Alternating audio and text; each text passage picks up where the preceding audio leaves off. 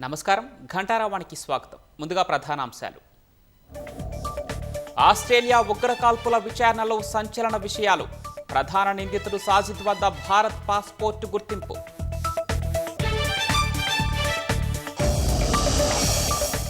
Sajid Hyderabad వాడినన్న DGP కార్యాలయం. 27 ఏళ్ల క్రితం ఆస్ట్రేలియాకు వెళ్లాడని స్పష్టీకరణ.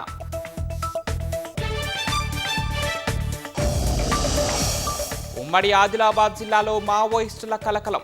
నక్సలైట్ల షెల్టర్పై పోలీసుల దాడి, 16 మంది అరెస్టు.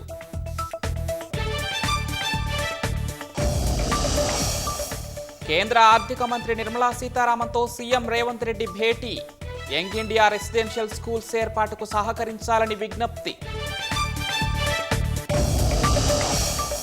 మెస్సీ కార్యక్రమం ఘటనలో కీలక పరిణామం. బంగాల్ క్రీడా మంత్రి అరూప్ బిశ్వాస్ రాజీనామా.